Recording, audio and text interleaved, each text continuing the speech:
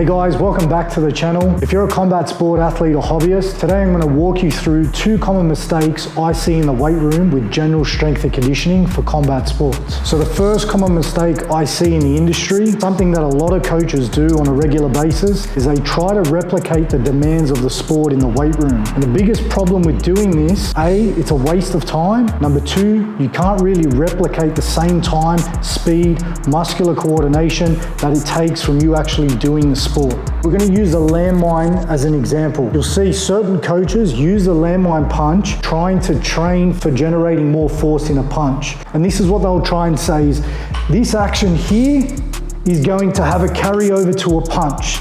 And I can understand why people would feel confused. They look at the landmine and they compare it to a punch and they think the movement pattern is very similar. This is not the right way to go about improving punching power. What we do use this for is to enhance underlying general physical qualities that support the athlete to express their skill set at a higher level. So if we're talking about punching power, the jab is not the same as a right cross. The right cross is not the same as a left hook. If we really want to work on punching power, the transfer of kinetic energy and creating impulse in a short amount of time starts from the ground up, with the transfer of kinetic energy going through the feet, transitioning into the hips, into the spine, and ending in a whip-like action of the arm. You can't replicate the demands of a punch in the weight room, and this is why it can be misleading to see certain fitness enthusiasts use the landmine as an example to try and generate more force in a punch. So the second biggest mistake I see on a regular basis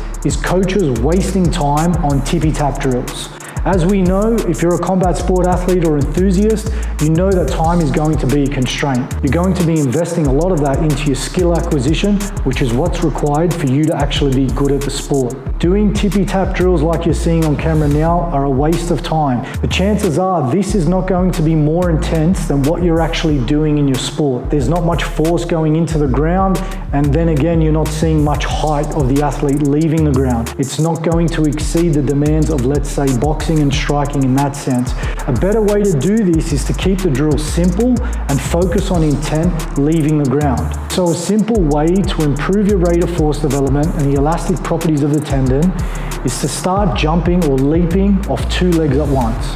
As you can see with this video, I'm doing a linear leap where I'm leaving the ground with 2 legs and I'm softening the knees, landing with a full foot contact, and I'm actually trying to generate as much height as possible as I'm moving in a linear fashion. I'm also using arm swing, and as the timing goes through, I'm thinking about bringing those arms behind my body as my feet touch the ground, and then I'm thinking about punching them up like an uppercut as I move up into the air. Second variation that we can do is an offset leap.